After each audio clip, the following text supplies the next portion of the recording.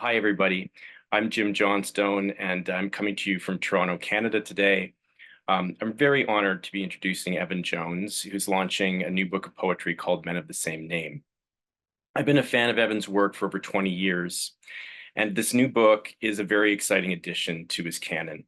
It's a collection steeped in history, but also inextricably tied to the present moment, described in the catalog text as a book that uses modern life as a metaphor for the ancient world, as opposed to using the ancient world as a metaphor for modern life.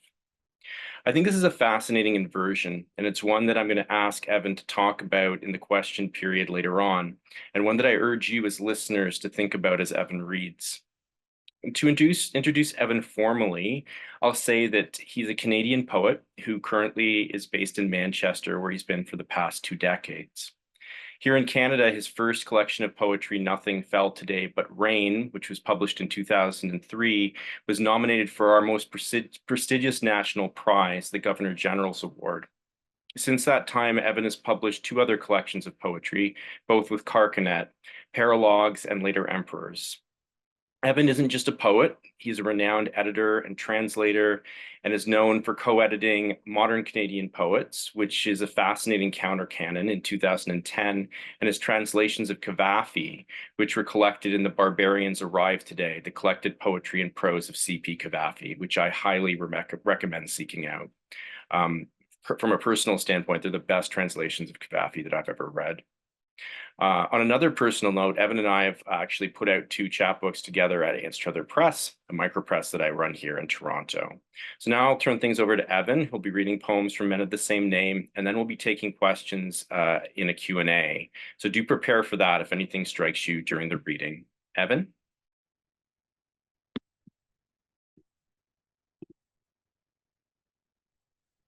Good evening, good afternoon. Thank you everyone for coming out this evening and spending your £2 to join me and Jim and Zoe from Carcanet to talk about this book, which has been in hand for about 2 or 3 weeks now. I think not very long at all. It still feels quite strange and new. I'm going to start with a poem. So the worst thing in the world to me is people who spend kind of 5 minutes explaining a poem and then read a poem that only takes about a minute to explain. So I'm going to jump in as best as I can here with as short an explanation as I can possibly offer. This first poem is called Mucius thrust his right hand into the flame. And just briefly, Mucius was a Roman soldier who was sent to assassinate one queen or another, and he failed miserably. And they were about to put him to death, and so rather than put to death, he said, "Well, how about if I just burn my hand off?" And then everyone sort of said, "Oh yeah, that wow, how brave of you, wonderful." And I first read about this in a biography in some of Goethe's letters. He uses this as a phrase to talk about courage, of all things, if you can imagine. Mucius thrust his right hand into the flame. That should have been our life. Hotel rooms in Paris and Dresden, a borrowed space in Athens or Istanbul. Something of the poetry we read about in novels. We want to say a decision was made to turn against it all. But where was it made and when? We loved the museum spaces and the old masters, the self-portraits as Too Pale David. There was nothing that was not seen and seen too. The city streets, the rambling hours, the Parc des Buttes Chaumont. Mucius thrust his right hand into the flame. There is no decision, there is no turn. The hand is burned. The house, the mortgage, the children running through the Flohmarkt in Mauer Park or shouting over breakfast in West Didsbury. I can't tell them what is coming.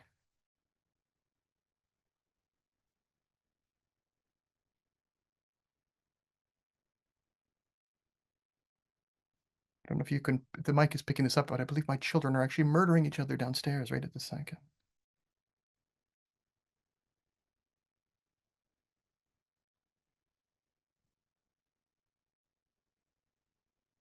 So this next poem is called Hipparchia of Maronea. And I wrote a little blog post for Carcanet about this, trying to remember who she was, in fact, even. But she was a pre-Socratic philosopher who fell in love with a Cynic philosopher called Crates. And her parents found out and they said, well, no, you can't marry this man. He has nothing. And he, sure enough, went to her and said, look, I have nothing at all. And she said, well, then I accept and let's go, which I kind of like. Hipparchia of Maronea. I ride often to Hipparchia. Too late, I know, the Sioux full of salt. When I was 25, I asked her once, am I the bridegroom in his property? What will you read when we are old and the make-believe siege of Troy with its walls and tents and burdened ships, looking half a holiday and half a crime scene, seems a creative exercise? She is in love with one man. She reads about childhood and its discontents. She draws. She excogitates in the library her plans, 10 years, 15. She has her own shelf. Suppose every book was present and imminent, the good and bad doubtless, at once, she told me. That would leave you unhoused, the ends of your swept-up corners and dilapidated jams. I know what she means, bent over my own prolegomenon, stretching out towards the end. I've borrowed the same books. I write often to Hipparchia. I ask her more than who is who around her to rightly understand the ambiance of the river and what is out before me, the exact difference in the waters from here to there. She anticipates my dreaming over all the rest. The likes of Hector and Achilles do not suit her modern tastes. But who can say how we might partition the facts and the fancies? Well, who knows how to, anyway, is what I mean. And here's the reason. She loves one man from then on. She told her parents the sophists tease her. She told her friends the very thing itself, and he thought he loved her. Move over, sophistry. Hipparchia of Maronea, to give her hope, is entitled to love and happiness, no more, no less, over dinner, drinks, afterward a walk through the center of town, a band playing in the street, and all that talk. Is this she who forsakes the shuttle and the loom? Why did she ever let me dream? It's no good. She hasn't written back in weeks. Duly promised. She thumbs the pages of a memoir no one around her would read, interdictions she might improve upon with a shush and a finger pointed across the river. The ships are coming in. The ships are passing. I'm not anywhere on them. Patroclus and his friend never met. No armor was ever taken off. We might reconsider. I write often to Hipparchia, restless, dog-eared, our minds in agreement save for the one, love, the unwinding stairs of the philosophers. Descending, we reach the door to the next room and find the same thing, doors and doors and doors hanging in the jams she told me about, the cracks in the paint. I want to slam the wounded lot like the cynic I am, how the doors have claimed me. It's unbearable. The chop and change, the cut-off, the old 1-2, the heroes in their ferret skin caps capturing Dolon, who likes sunbathing and green figs, who with his wealth and his swift foot enjoyed declining dinner invitations, in the darkness and letting him go. That's just it. The plates clatter in the sink, one is chipped, there isn't enough dish soap. Honestly, how do we hold anything together? All, each and every appellation of the myths of antiquity, and now, instinct and impulse, we followed them through. Those heroes were glamorous to children such as us. But when we saw them again decades or centuries later, something was missing, for us more than them. Glory? To start with. The souls had their bravery, their gentility, their self-respect once we shared the news. They lapped it up and offered only this advice. Write often, they say. Write to Hipparchia.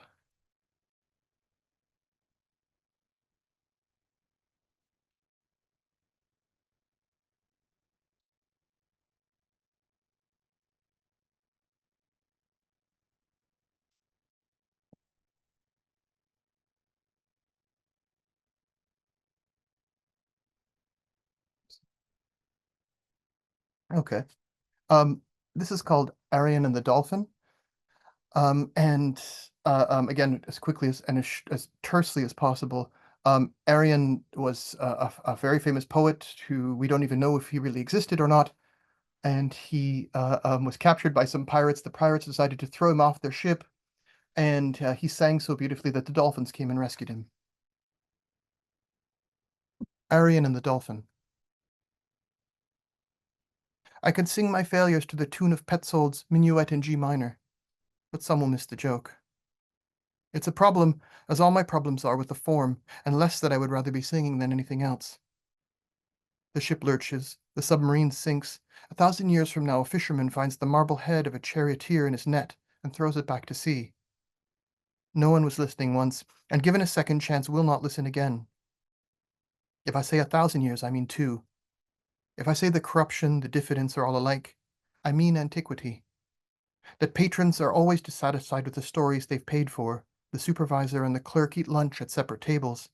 Both are hungry. It's the same thing, they might be friends. But then they speak to clients. There is a solution, says one, while the other smiles, saying, no, we don't do special orders. Arion rode on a dolphin's back, and whether you believe me or not at most, I'm happy to argue. I like poets who barely exist, people with none of the anxieties of the literary crowd, who hid out and of whom so little is left they are a branch of an apple tree grafted onto an old stump. The farmer who sourced the scion, tied it in place with string, knows the gale is not far off to destroy his work. What I like is the leaves on the ground and that dolphins were men once, sympathetic but specific. Arion left no evidence of his powers but this. Through singing he could be found and safeguarded. He knew a world of ships and seascapes, a small bronze figure of a man, whose wealth came out of his voice. Animals accepted his company. Like him, I know they are waiting, not far from the ship in the sea.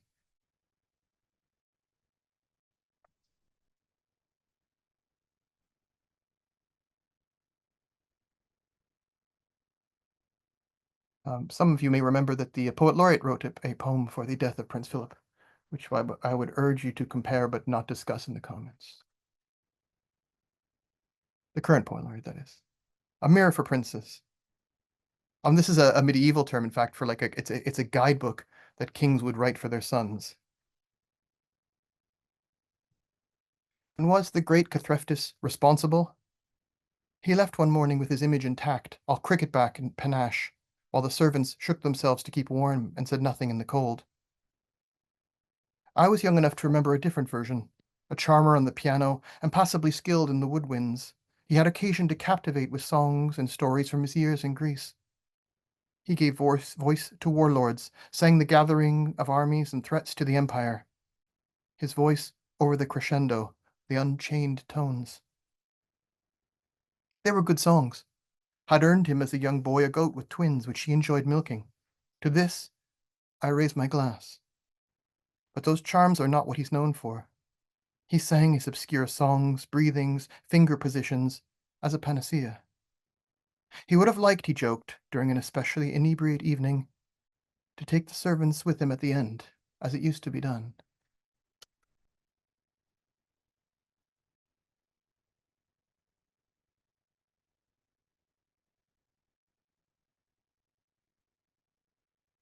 I read this story in something, I think it was in, must have been in Diogenes Laertius. Exploits and opinions of an eminent wealth creator. Earthy Philo. I try not to oversell an anecdote where others are full of facts they fell in love with. A boon or blessing, maybe. But is it because I want to hear all the ornaments of dialogue, or your voice in my ear? One-sidedness doesn't suit me. And today, you somewhere, I am that. I know this story from history, something light, epidemic chat about the people of Abdera. Their little king found his city overrun with fever, a flow of blood from the nasal cavity, and even stranger, the urge to mouth blank verse, a curious supplication to the Andromeda of Euripides. This happened, and in his passion the king wrote his own poem. Hell, everyone wrote one, creating a different epidemic. Do you show the dog a bone because it wants a bone? Am I the only dumb man, Philo, not stage-struck? The stage is money, and the poem too, and if you throw me an apple with luck, my catch is a kind of consent. But throw it from the stage and you are selling. The king was a salesman, the epidemic his debut. The story cost me, but it's not my own, distant Philo. I'm sorry and alone.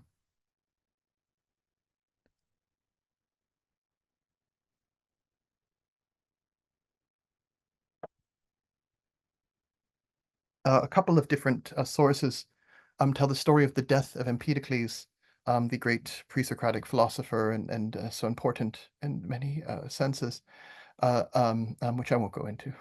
Um, but for the most part, they say that he took his own life by jumping into the big volcano in Sicily, on Sicily. Except that in a couple of sources, they say that the volcano spit him back out and shot him up so high that he landed on the moon, leaving his shoes, by the way. He had bronze shoes, apparently, which he left on the ground. Empedocles on the moon. Like me, he drank at Iliach's during the war. A patrician with fever dreams and cold hands, scientific, uncertain.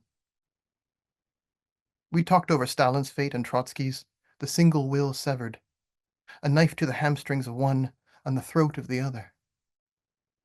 Why didn't they heat that place? The music was nothing, the beer even less. But all winter we'd avoid the city's balladeers. He had a wolf's wit and a wide field of interests. Novels, his pastime. Automobiles rankled him, Italian cheeses and wine. Of his disappearance I can report only his tiredness of the future. A man stood by the crater, barefoot, from stress.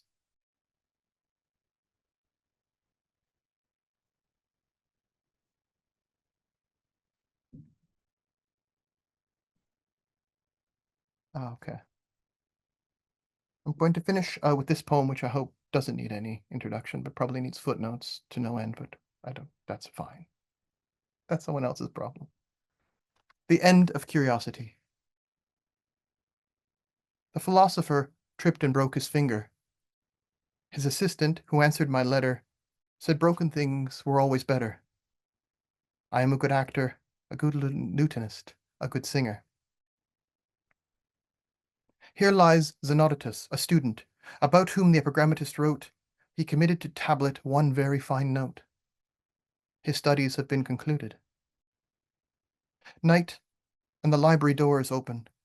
The lost books inside include exhortations on style, anecdotes from the feud.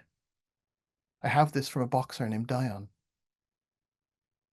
The cynic doesn't read literature and rejects both music and history, but he's also against terminology. I'm not sure how it is he's sure. The politician has a lingering ailment, which might enhance his reputation. He lives in a house near Colophon, but maintains his Athenian accent. The seer told a luckless young man, your ears are one with your tongue. It was a song anyone could have sung. The young man was a dialectician. While I removed extraneous citations from the writings of a long-distance runner, the property I inherited that summer was confiscated by the Thracians.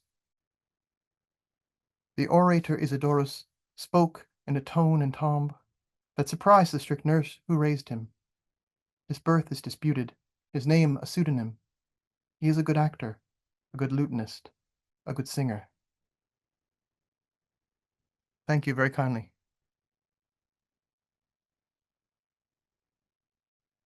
Well, that was fantastic, Evan. Thank you so much for that. I guess we're going to talk a bit about the book now. I can see we already have one question in the Q&A. I would urge all of you to ask any questions that you have as Evan and I are talking. I'd love to see that box fill up because there's lots of time for audience questions. Evan, I wanted to start by talking about something obvious, the role of history in your poetry. This new book consciously writes through history, whether that means adopting personas, responding to historical figures, or writing in translation, or at least retelling historical events. In the book, readers will find all sorts of figures, and they will have heard some of these figures in the poems that you read: Machias, Eckermann, Hippocria, and Cicero, among many others.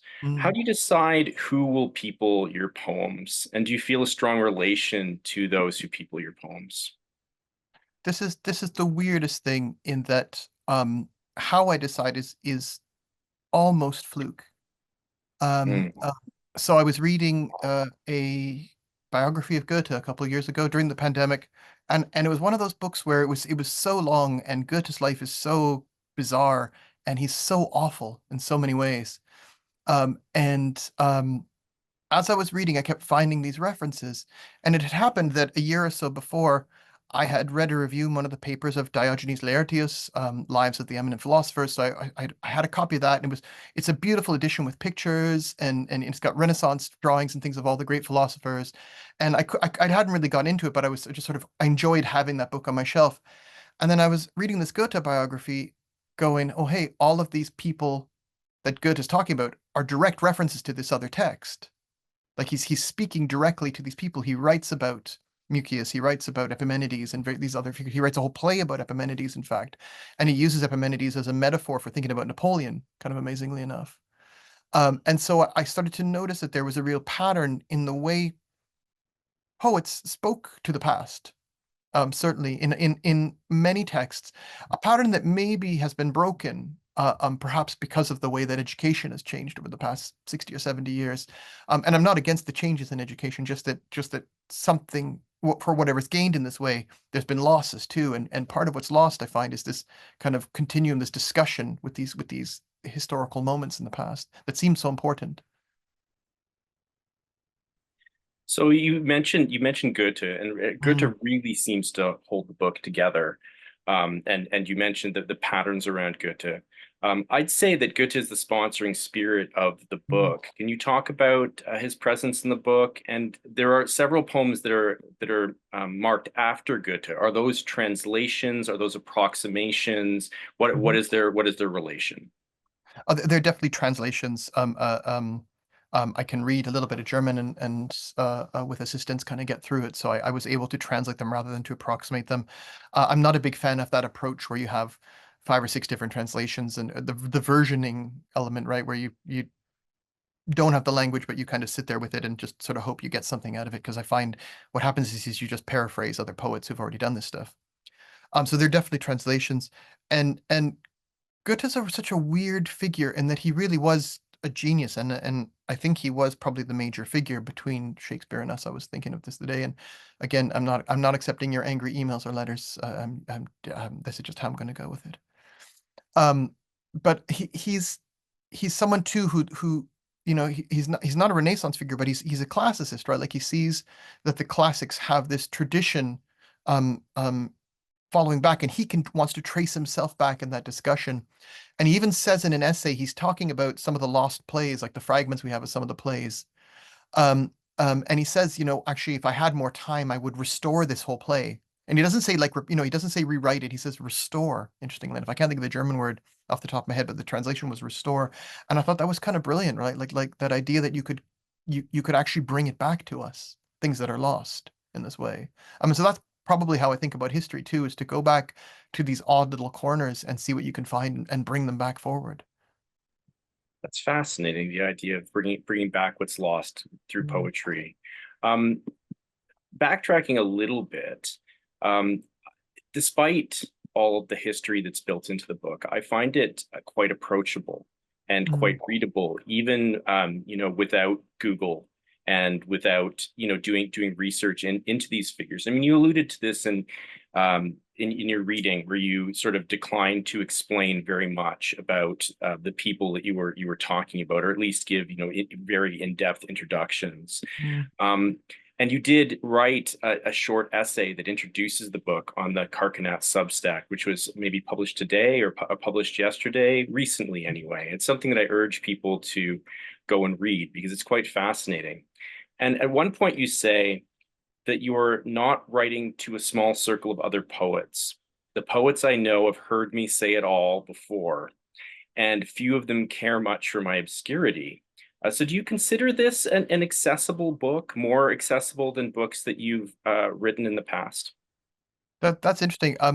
So I consider all my books completely inaccessible. That great. It's a good question because you remember there's a great quote by Geoffrey Hill where Geoffrey Hill says, the word accessible has no business in the discussion of poetry at all. It's useful only for grocery stores and how how you make cans available or tins available on the grocery store shelves, which is just probably as funny as Hill gets.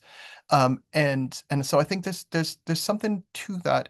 Um, I don't think you need to know who these people are when you read my poems. And I remember years ago when I was trying to find a method to do this, a way to this, my friend Ian Popel wrote and said, no, this is, I don't know who these people are, and you're not convincing me to care. And it was because I was trying to give so much black backstory and explain all the details of these, these sort of strange lives I was talking about, I think. And so I sat and thought with that and worked out that the less detail I gave, kind of the more easily it worked out. And John McAuliffe said to me a couple of years ago, we were talking about this, the obscurity in Cavafy, say, and Cavafy is one of the most obscure poets you can find. But what you find with Cavafy is if you start to read about these figures, they all kind of blend together. You don't mind not knowing who they are because you're just reading about little events in humans' lives. And sort of going to find the background, getting that extra information is kind of what, icing on the cake, I guess, or something like that, if you like. Yeah, I mean, I think that this ties into your title, right? The idea of Mm. the figures blending together. Would you like to talk a little bit about that? Yeah, yeah. So I had a list of 7 or 8 titles, all of which were names of lost books that I found in Diogenes Laertius. And one of the books he keeps going back to is this book called Men of the Same Name. And it is a book about explaining what the difference between these 5 or 6 different guys called Epimenides is. And of course, it had no sources, and it's completely lost to us, so we don't even know what this book was really, or how, what it would have been a scroll, but we don't know what the shape of it would have been. But Laertius refers to it constantly because he needs it as a source to go back and say, when I say this Stilpo, I don't mean the Stilpo from this city, I mean the Stilpo from this city, which so and so talks about in Men of the Same Name, and it's constantly kind of coming up and coming back. And of the list of titles I had, that was the one that kind of stuck. I think Michael liked that one as we were going through some of the possibilities. There were other titles. I'm trying to think of. There was one that was called. It was called briefly. Uh, uh, Prophet Swept Backwards, which was a quote from another German poet from the era that Goethe was writing in, and it was the idea that the historian is a prophet swept backwards, which I quite like, but it didn't work for me in the end. I really like that. I think you should save it for a future book. Quite possibly. Yeah, I know I would. Yeah, so there's a strong sense that history repeats in the collection, right? Mhm.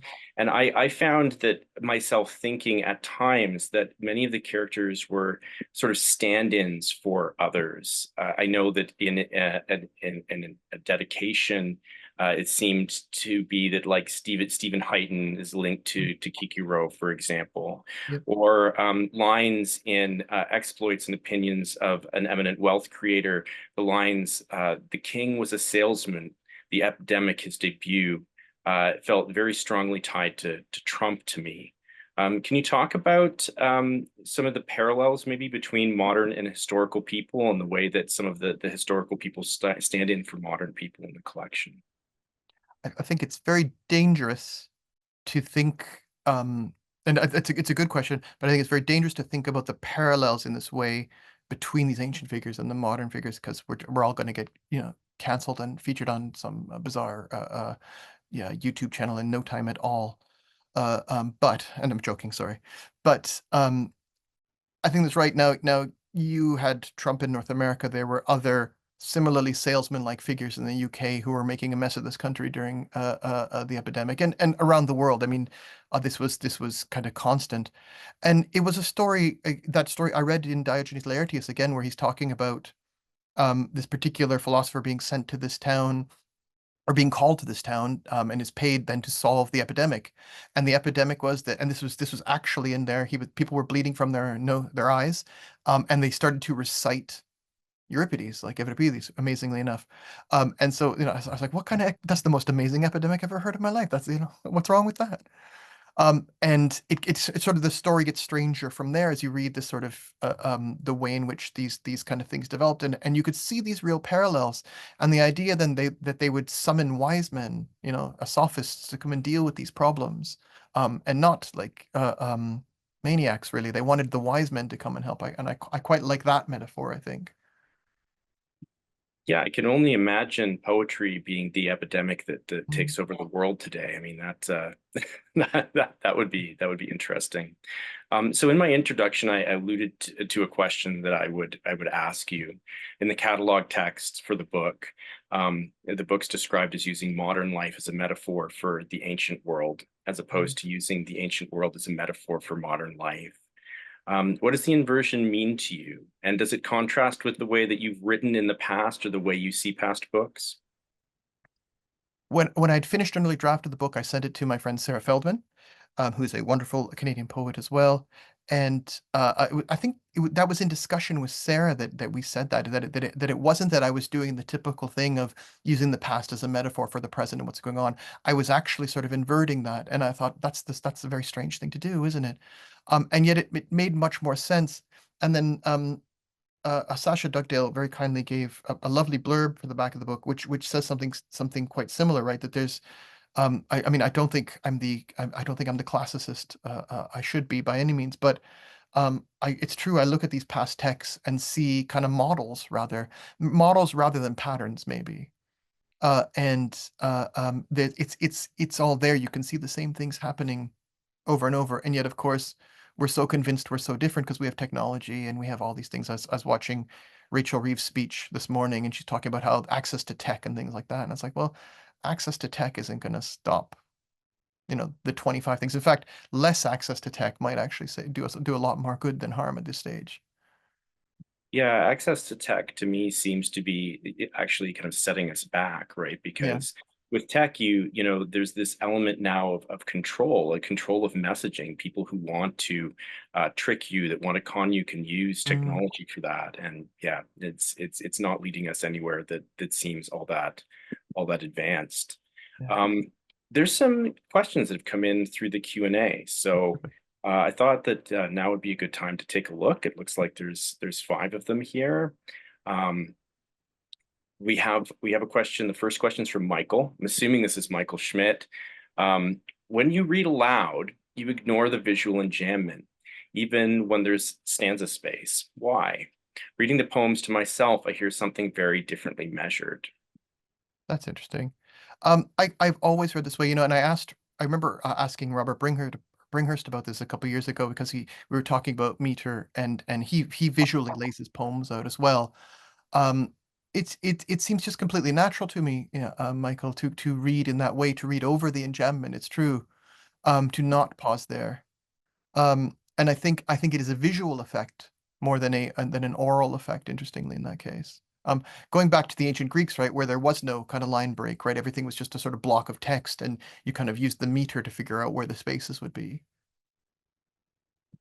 Yeah, I read Michael's question as it came in. So Mm, during the reading, I was sort of paying attention to the way that you were reading mm, the text. I mean, it feels the way you read it feels very natural to me, very conversational. Um, so Jeffrey Donaldson has a couple of questions here. The first one is Diogenes generally present in these poems? most certainly, he's a very entertaining figure.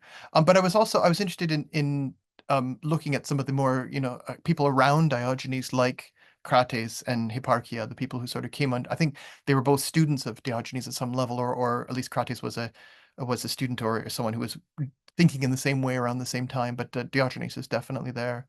Yeah, I think cynicism would do us all. It would actually cynicism needs a comeback really bad right now, I think.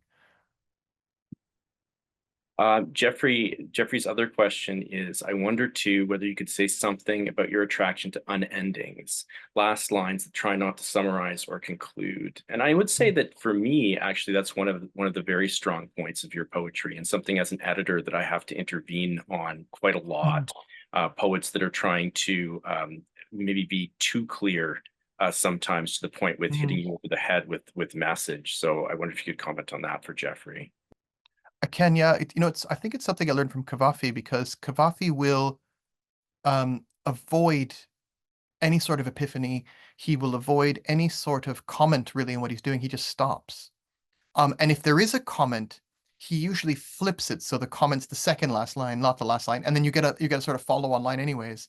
It works in his poem, and I remember sort of thinking like, yeah, if you were in a creative writing workshop, and jokingly, you could see someone going, well, this is the end of the poem, really. You don't need this other line, but the whole point is that the poem keeps going, right? You can carry on in that way, and that is sort of important to me, I think, and avoiding narrative, but also avoiding explaining too much, I think, because these are historical poems. I really have to be careful.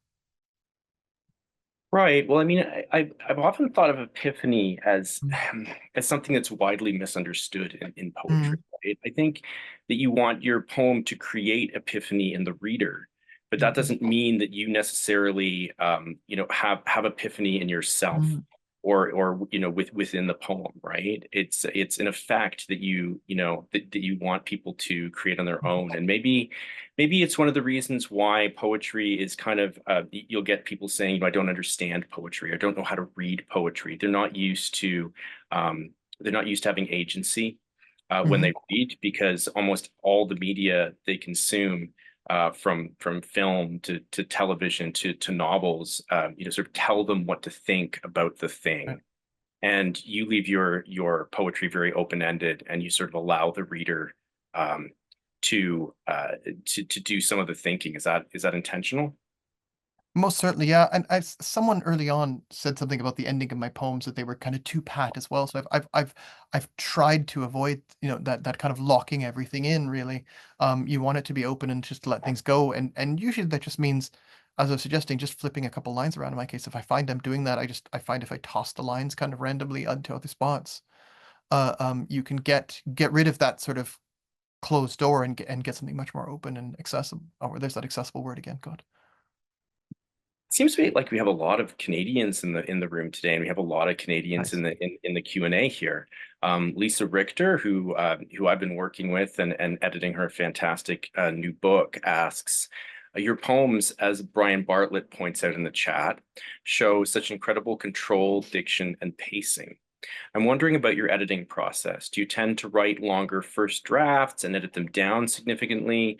Is revision more of a process of compression or expansion for you? Both, neither. Yeah, but both really. I mean, the thing about me is my poems take a long time. Like even if I have a draft of something, I can sit on them for years, and I have no problem with that. Um, there's a poem in here that really is kind of central, uh, um, called Voilà un homme, which is sort of a retelling of Goethe's meeting with Napoleon. And I remember reading about that event, going, I love the idea of the emperor going, I need to meet this writer whose writing I'm so interested in. Like, you can imagine Starmer coming to Manchester and going, I need to meet Carol Ann Duffy right away. I just love her poems, like exactly like it sounds ridiculous. Can you see Carney going to Colin Atwood, like, or calling Atwood to him even, like, yeah, Polyevra, maybe he'd call Atwood to him for sure. But exactly like this idea that was really, really important to me. And, um, that poem took me years, and there were multiple drafts. And I would, I'm fortunate to have three or four really good readers who I send things to, who will comment back. And it's always a struggle to kind of, one will say yes, this is working, one will say no, it's not working at all. And so you kind of go between the two. Jim, you must have had this too, where you got your readers kind of come back with multiple different perspectives on things. Yeah, yeah, for sure. I mean, I find that it's really, really important to have people that you trust, right? Mhm. Editors, there are good editors that sometimes just aren't the right editor for you, necessarily, Mhm. right? You need people Very that you true. can talk to that can understand the work. I know that Mm, I saw a comment from Jason Guriel online, and Jason was talking about how scarcely you publish. He was saying, mm, this is Evan's fourth book of poetry in 20 years, and I think he's impressed with your restraint, and I too think that it's one of the reasons the quality, the standard you set in your books is so high, that you take the time to really get things right, that you don't force anything forwards. And I think it's a rare thing for poets to sit on poems for years to make mm, sure that they get them right. But certainly, as I've evolved in my career, it's more and more my habit as well. mhm. If it's not what I want it to be, there's no reason for it to be in the world, right? That's right. Yeah. And I think my slowness is I mean, I don't know if I'm a perfectionist. I need to get the tone right. And often, in redrafting, a poem can change entirely from one sort of a serious tone to a more problematic tone or a difficult tone. And I just need the time to work with it. And I do need that system of having things in the drawer. I was doing some work last year or 2 years ago now, with the Museum of Taiwanese Literature. and it was translations and it was great. But they kept going, it was like, so we'll give you the drafts on Wednesday. Can we have the poems back on the following Wednesday? And I was like, well, no, right? Like, you need to sit and have everything in a drawer. I need to work on it, and then I need to put it away and not look at it for a couple of weeks and really, make sure that it makes sense and that it's working. It isn't that easy kind of throwaway thing.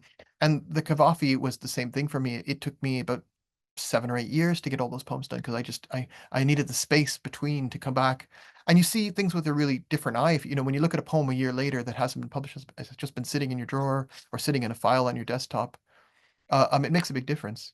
Yeah, it really does. I wonder with translation, tone is particularly important. So it might take a little longer, right? Because you're trying to match the tone of the original. That's right. Yeah, and you want to make sure that it's a poem in English too with translation as this is kind of the most important thing that it rushing through it. Diction can change, your ideas about diction can change as you're reading it. There's so many different levels that you're considering when you're working on a translation. Yeah, that's a whole other ball of Mm. wax. And one thing I did want to mention though, when I was listening to you reading, there's a lot of funny moments in this book. Like, There is definitely some lines that had me, had me chuckling. I like poets who barely exist in the Aryan poem. Um, so there's a few more questions here. Al Moritz, one of Canada's finest poets. I suppose he would be an American Canadian poet. Um, Asks an irrelevant question, but maybe interesting. Like many, I, as a piano student, played Pertzoid's Minutes Young, and I'm old enough to remember the 60s hit, The Lover's Concerto, on the famous melody of one of them. Was the joke referred to that many might miss that Arian singing to Pretzoid would be doing How Gentle is the Rain that Falls Softly on the Meadow, etc.? I was I, wondering about I, this joke myself, so this is a yeah, good question. I own that CDL, and that's part of the joke. The other part is that people thought the Petzold song was a Bach piece for years and years and years, because he'd copied it out into one of his books. And then someone found an older book by Petzold and said, no, actually, this is it's not Bach, it's Petzold, remarkably enough. So it's both a reference to the Toys Lovers Concerto and going back further to this sort of weird moment, sort of another lost figure, if you like. We're down to our last question from the audience here. If anyone has any more questions, I'd love if you type them in now. Derek Webster in Montreal, or maybe Derek's in Toronto these days. Derek of Montreal and Toronto asks, "Hi Evan, you write with such a strong sense of the past, bringing wonderful odd little corners, as you just said, into the present. Is the past for you like a jeweled box, a beautiful object of contemplation with uncertain origins, or are there more lessons from history beyond aesthetics?" Certainly beyond aesthetics. I mean, I do like that idea of good is that you can restore things that have been lost. You can bring these things back to life. There's no reason in poetry to kind of stick to the past as sort of some solid, a confident thing. There's a late essay on history by Walter Benjamin where he talks about the kind of what he's thinking of, I think, is he means that the way in which we focus on these flashes of history where certain moments become so significant to us. And for me, I think one of this idea of the good as a restorations is, well, why can't I pick the moments that flash out? Why can't I go and go, well, that one that nobody talks about or that no one even thinks about, that's a good one too.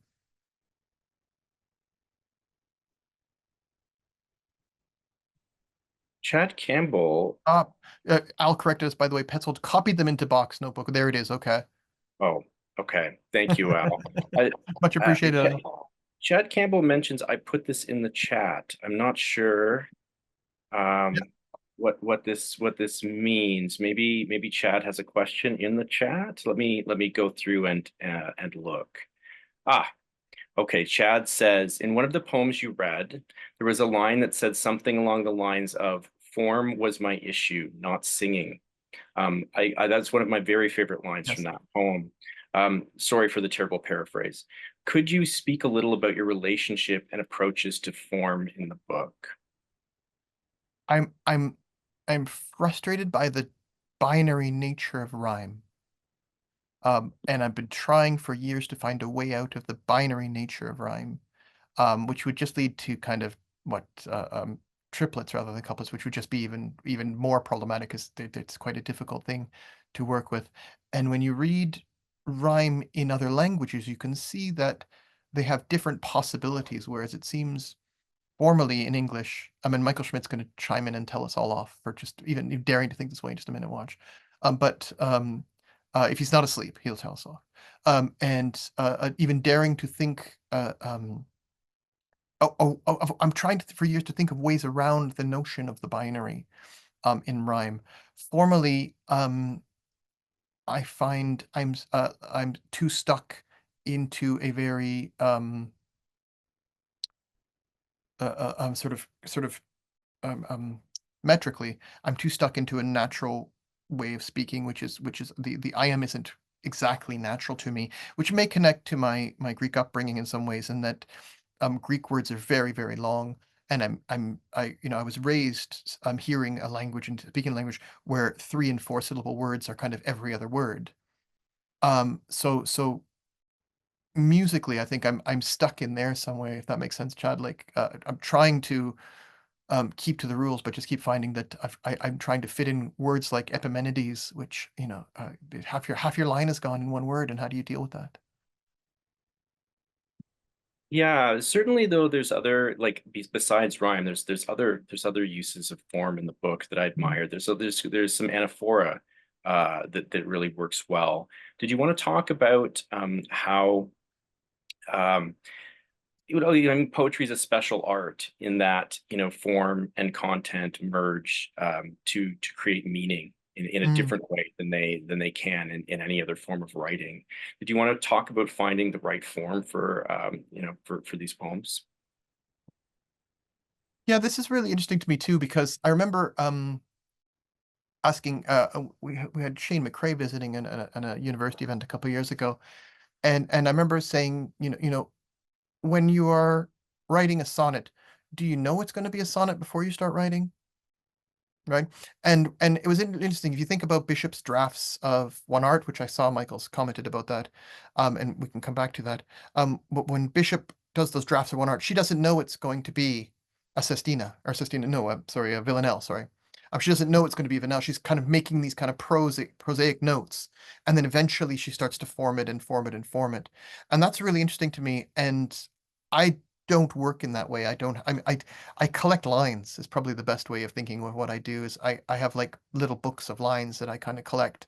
And then when I'm ready to kind of put a poem together, I start to put the lines together. And it will really depend on how the sounds fall. And if I happen to have written a metrical first line, usually I follow that through. That makes sense to me. Yeah, and then Michael mentions Bishop here, saying, um, first of all, that Michael's not asleep, so that's a good sign.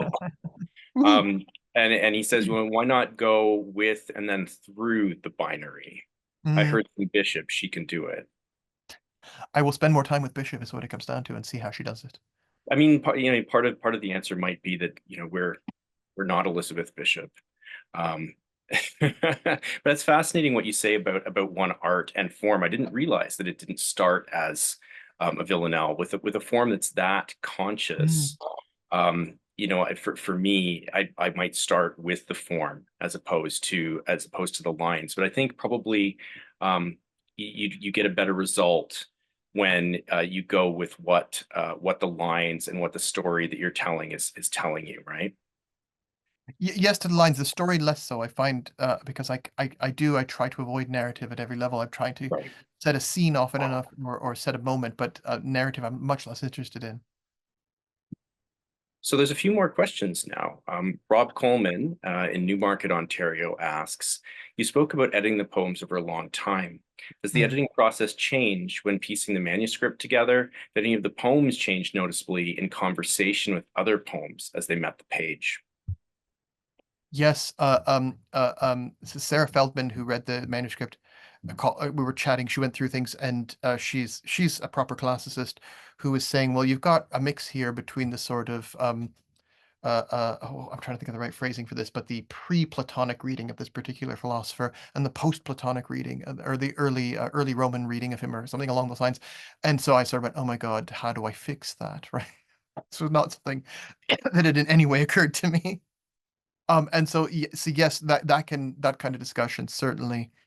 Um, there's a long poem in the book about this character, a pre-Socratic philosopher called Stilpo, um, and it was a long, it must have been 12 pages or so.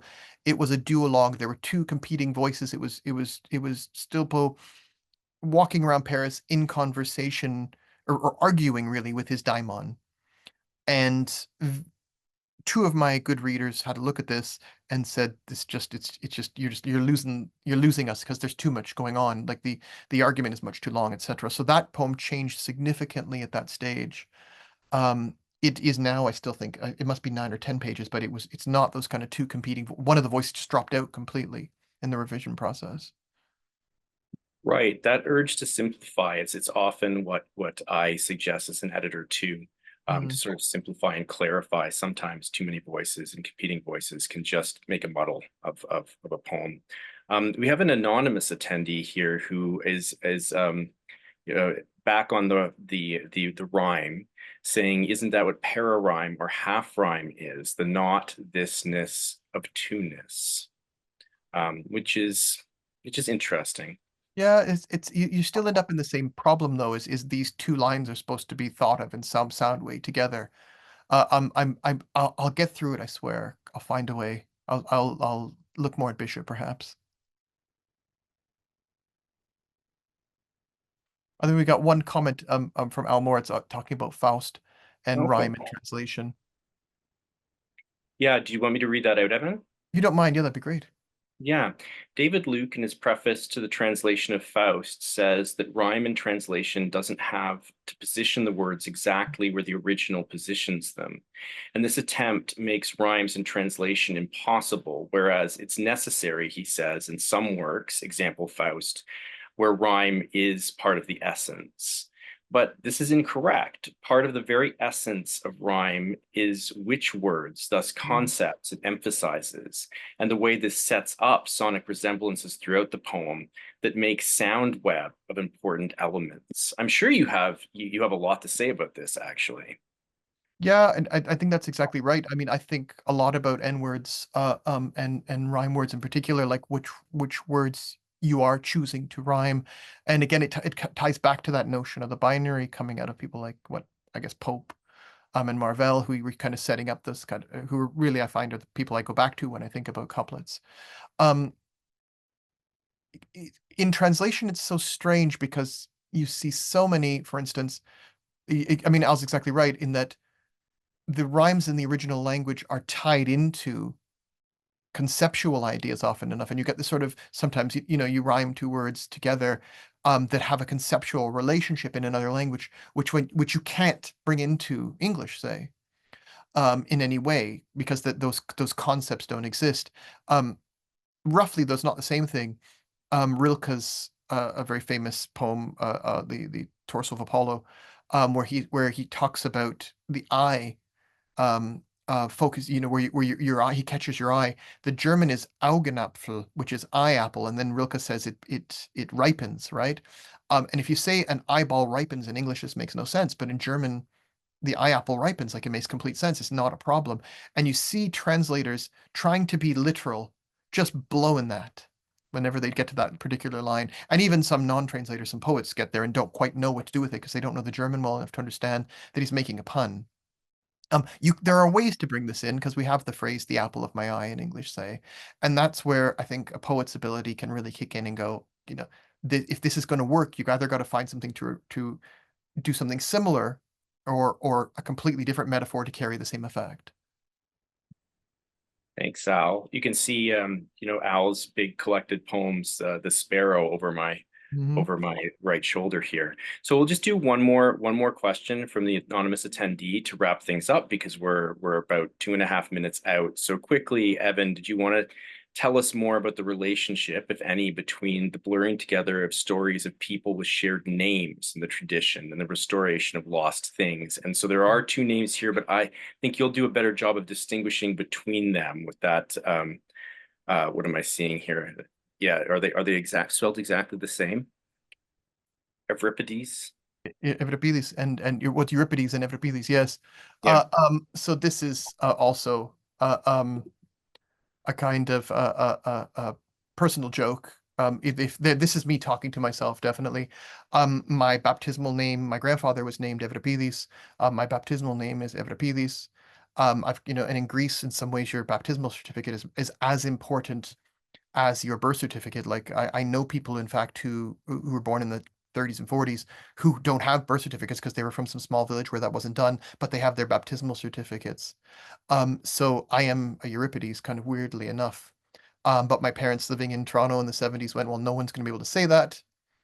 So we're going to stick to this other easier to say name version of that name. So I was, thinking of that kind of that element too.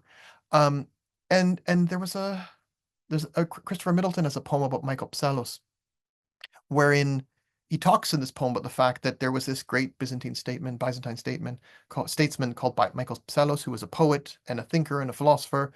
And at some point, there was another guy called Michael Psellos who wrote another book. And people confused them for years and years and years and years. And I often think, how far are we from that, right? Like really, Michael Hoffman and Michael Hamburger are both poets and German translators. Their names are not so far off, remarkably enough. true. In 1,000 years, will people have them all confused? Who knows? It's hard to say. The amount of data that we're creating today. I heard a terrifying statistic that 90% of the data that we have on Earth has been created in the past 5 years. Oh my Um, God. so you can just imagine how difficult it's going to be to sort through one day. Well, Indeed. thank you. Sorry, No, Evan. no, it's good. It's good. Oh, I was just going to say thank you all for joining us today. It's 3 o'clock, so we're going to wrap up. Thank you for the stimulating conversation, Evan. It was wonderful, and thank you for Carcanet for having me and asking me to host. Thank you, everyone, for coming. Jim, thank you so much for your introduction and for your time today.